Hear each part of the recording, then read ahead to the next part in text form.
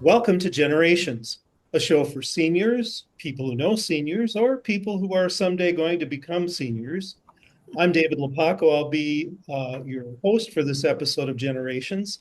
And I'd first like to introduce our co-host today, and then we'll talk a little bit later about what the focus of this particular episode is. But first, our co-hosts, and I'd like to ask each of our co-hosts to talk about one thing that they're happy about because they are no longer 21 years old, something that they're happy to have left behind them in life. And I think that would be an interesting way to start. Candy Pettiford is here. How are you, Candy? And what is one thing you're happy about that you don't? Yes, Candy Pettiford. Thank you for saying it correctly. I usually get furred, and I'm like, I've never seen a furred truck. So Candy Pettiford, I like that. I'm happy about the fact at 21, I was a flight attendant for Northwest Airlines, and I think I was kind of naive and kind of ignorant.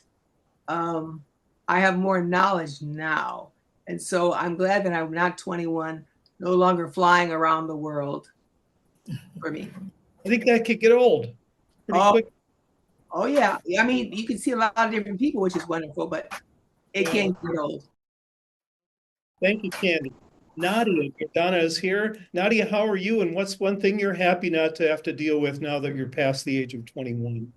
There's so many things, but I guess similar to what Candy mentioned about knowledge and wisdom, I am smarter and to realize that I'm not making the kinds of mistakes that I made at that age and can actually be of help and benefit as a mentor towards young people that I know that are in my life today. That's a big difference. Okay, well, we won't ask you to talk about your mistakes, at least on air. Maybe afterwards, tell me a couple of the juicier ones I'd like to know. Um, Michael Rosberg is here. And Mike, how are you doing? And what is something you're happy not to deal with now that you're past the age of 21? Well, 21 in my life was quite a year, quite a time. About 1970, 71, the Vietnam War was going on. The hippie movement was still strong.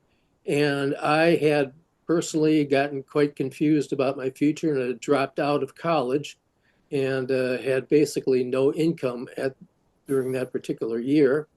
However, I did eventually get a very good job for the city of St. Paul, and I'm now financially secure.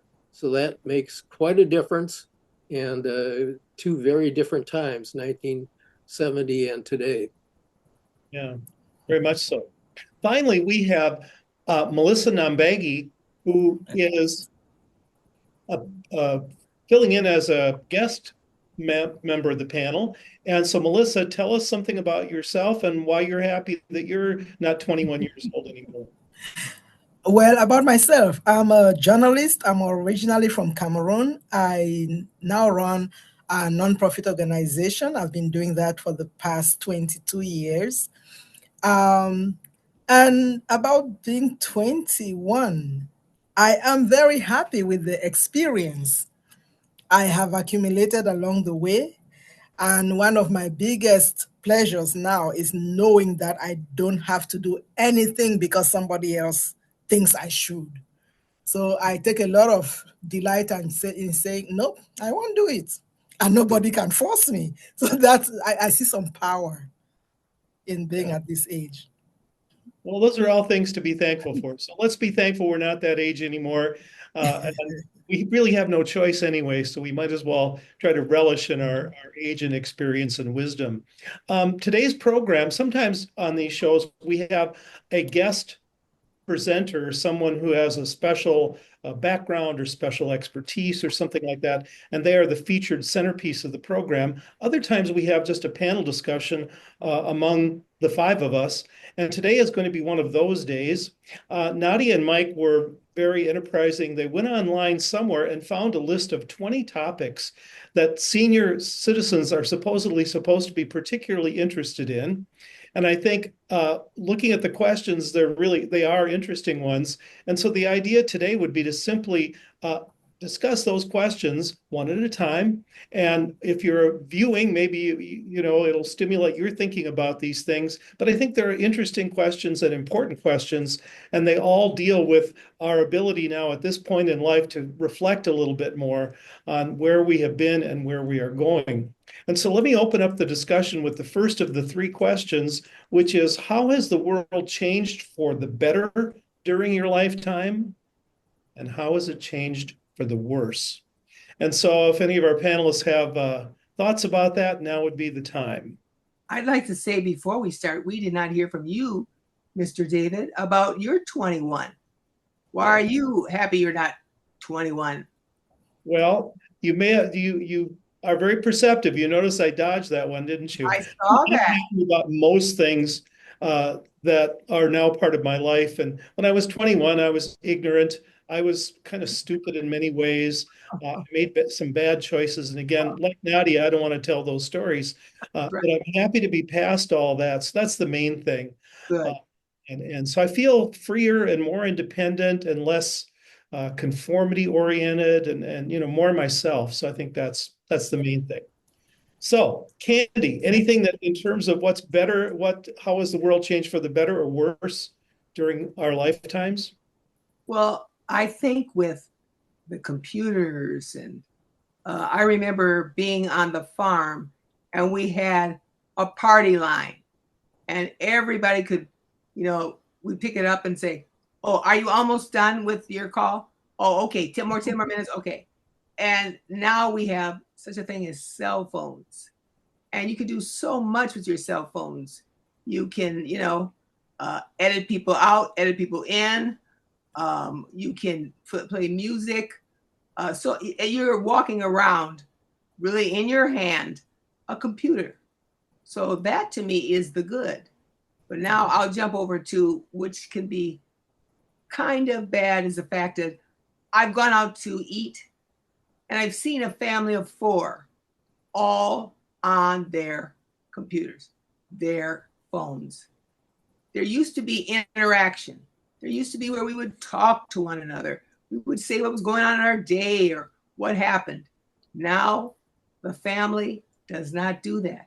They are all, and they even could have the nerve to text each other about somebody at the table and say, look at mom, look why she's, no. We need more interaction. We need more social skills. The children, the young people have lost social skills. And one other thing, we used to memorize numbers. Now, you don't memorize numbers. You just look it up. Mm-hmm. Yeah, we hear about these things all the time. Any other co-hosts want to chime in on this issue? Melissa? Yes.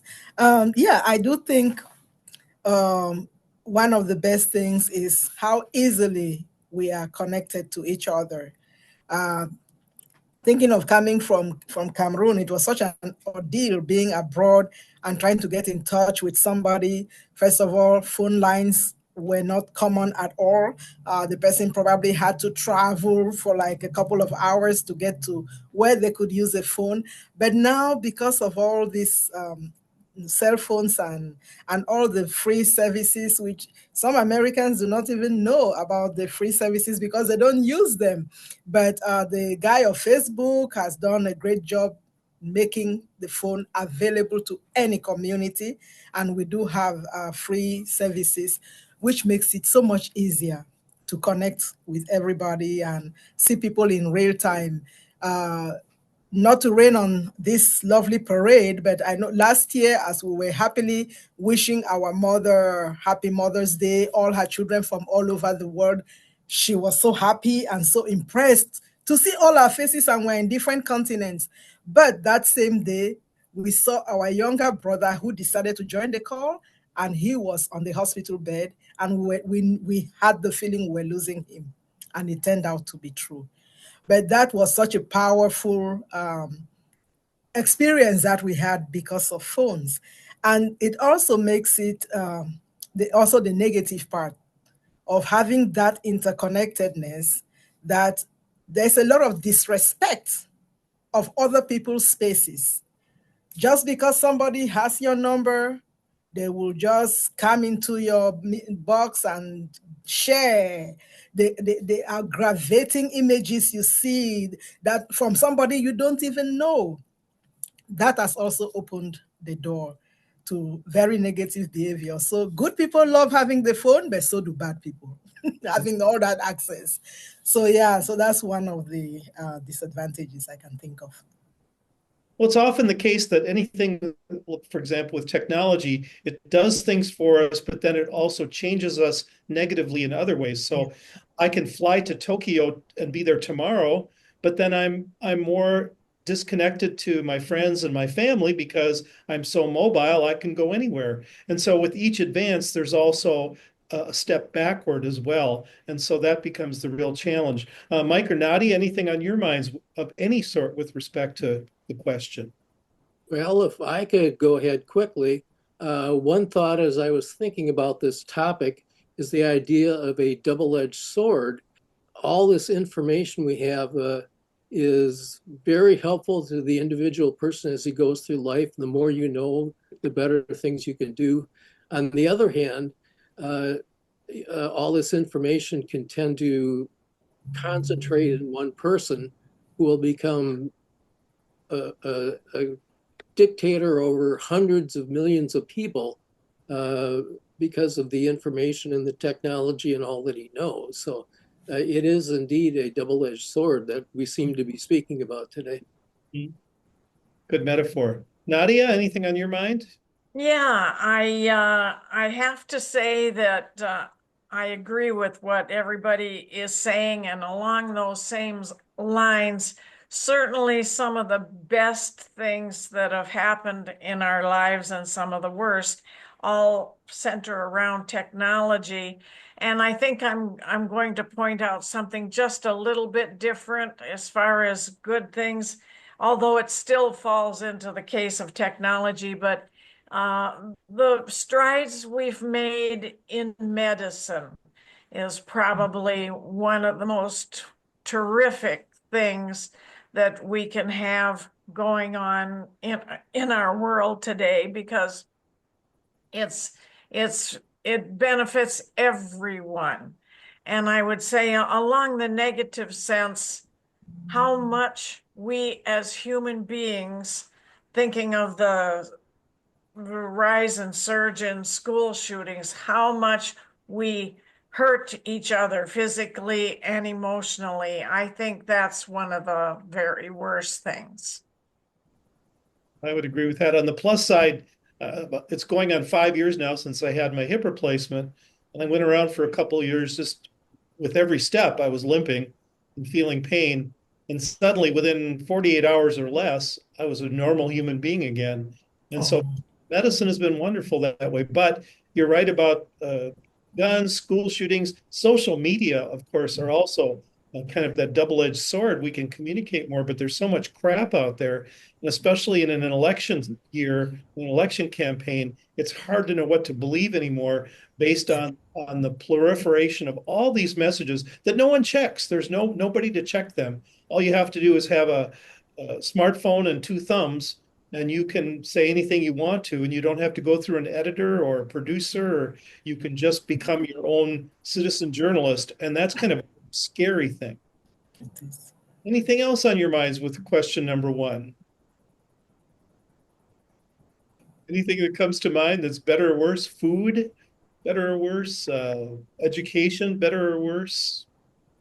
The multicultural benefits of interaction between countries and people, giving us more variety in food, is certainly a wonderful thing.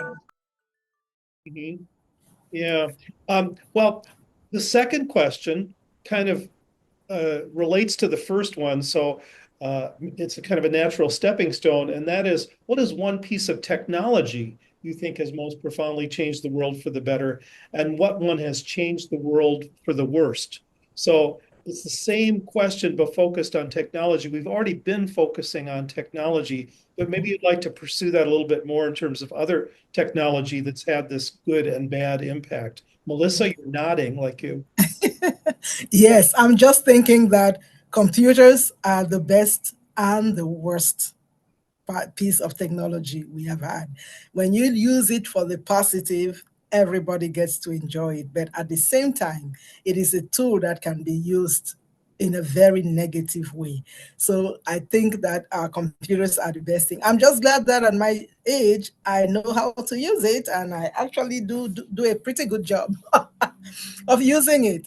But at the same time, while you learn some of the things, we are exposed to all kinds of information because of it, the internet especially. And unfortunately, it's not all the time you know for sure that this information is wrong. So you might end up making a big decision based on very false information, or you might put the little efforts in finding out. I think it has a good and bad impact also on education, because a lot of our the kids, we work with girls in our program, and the minute you ask a question, they jump on Google, they give you the first thing they see, and they are done. And you have to start making them understand. It depends on whose point of view that is, and you need to make more of an effort to get the real story, and to be able to act on that. So it is so good. Unfortunately, also in parts of the world where there is a lot of this difference in wage, poverty levels and so on, it's also something that is available only to a certain class of people, and the others are out. And even if they had them, there's something like computer illiteracy, which makes it difficult for them to use. So all in all, I think I guess computers are like the latest thing, just because cars are an old thing now. But the computer is like the greatest, technology we have. Yeah, I think about the entertainment industry. All of us are old enough to remember where if you missed the final episode of MASH, or you missed I Love Lucy, or you missed All in the Family, you were just sunk. Now, of course, all of that is available through streaming services, Netflix and uh, Reruns. reruns and Hulu and all that stuff. And that's a wonderful thing to realize, that you don't have to be in your living room at 8:30 p.m. in order to see a particular program. On the other hand, the double-edged sword, people get into binge watching. And so we have to own up in our household to having watched entire seasons of shows, all 18 episodes in about 2 days. And it's occupied all of our time. And it's been very convenient, but also very much a distraction from real life. And so that's the downside of that. Any other technology issues? Nadia, you are nodding. Anything on your mind? I'm thinking about, and it's still technology. I'm thinking about our world of transportation and how we get from one city, one part of the world, one country, one place to another, in some cases as a matter of minutes or hours, and how that has opened up trade between countries, and how that has just burgeoned in making the world actually a smaller place.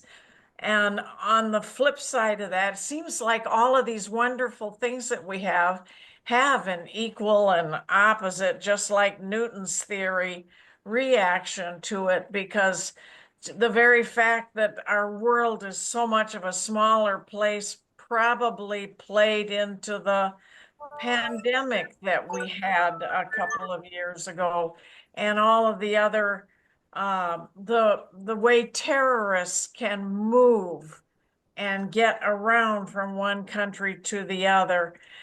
Those are the two sides of transportation that I don't think that's going to go away anytime soon. One thing I was just thinking about with respect to social media and TV and all the visual messaging that we get, I think we all have to hope that we don't do anything incredibly stupid and embarrassing and have someone record it. because it will get onto Instagram or YouTube, and it will probably be there for like the next 500 years, and you're not going to be able to live it down. And so, just be thankful if you haven't done anything that is going to have that kind of longevity, because it's extremely embarrassing to think of how long people are going to have to live with mistakes that they've made. Well, Generations from now, people still point to that video and say, boy, did they screw up. So I have something to add to that, Mr. David, is the fact of AI. And my youngest daughter, she does commercials and whatever, and you have to give permission for them to use your voice. Oh. And she did not give permission this one time, and she'd messed up on a scripture. And the guy took the liberty and took her voice and corrected it. And she said, "You told me that I made a mistake. I came in to change it." He said, "Oh, I already did it with AI." So you may be hearing maybe my voice, and I may say, "Oh, Mike is just a nasty." I did not say that. AI said that. And they can make anybody say anything. And then also I went to one church and I told the pastor, I said, "I'd like to take a picture with you." And he said, "Oh, your husband needs to know that you're there, huh?" And I thought, that's kind of strange. But the reason why I'm bringing that up is because I was at a play the other night and I took a picture with a gentleman, but somebody was behind us. And I said, "Oh, I don't like that guy in the picture." He said, "Oh, no problem." He did a little circle and the guy was out of the picture. So it could have been where the pastor could have sent the picture and it was just him and said, "Your wife did not show up. I'm sorry. It's just me." So there's a lot of things. So you really maybe can't believe what you see now. It used to be what you see is real. No, it's not.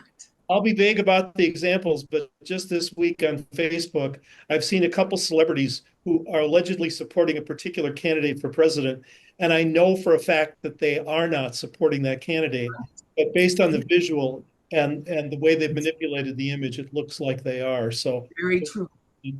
aware of that. Well, we're getting now to our third question, and the AI is probably one of those that is an intriguing piece of that.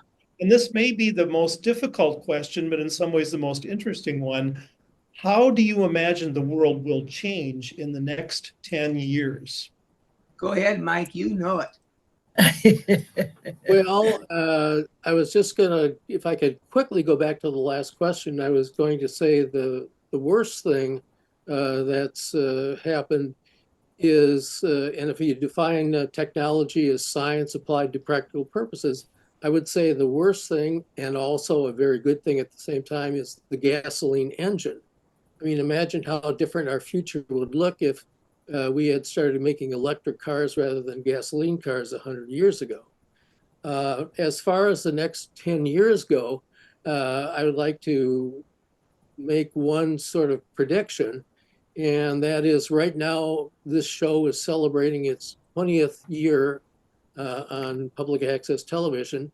And in 10 years, that means we'll be celebrating our 30th year. So I'm certainly looking forward to that. And I just think there will be more information spread, but also maybe more climate problems, which we're going to have to take more seriously, and that more people are going to have to take more seriously every day. Okay, Melissa? I'm thinking that I'm hoping that within the next 10 years, they will have come up with a way for accountability in what is happening with social media, because it is quite destructive for some people, and and when used well, it is really good. So I'm hoping that there will be accountability put in place. But I know for sure that whatever other innovations are going to come up, they will make people lazier because they'll practically be doing everything. They may start chewing your food for you, who knows? But the innovations keep reducing the amount of work we do, the amount of effort we put in, they keep reducing that. And I think it's going to be a very lazy time if care is not taken. Yeah, well, the social media stuff is really hard to figure out. It's been a ginormous social science experiment. And you can almost, the watershed year was 2007 when Steve Jobs held up the iPhone. And ever since then, all of our messaging has changed. And it's been an ongoing evolution that we've had no control over, no way to predict what was going to happen. So I don't know what's going to happen in the next 10 years. I'm not sure I'm sufficiently imaginative to know what that's going to be. But Nadia?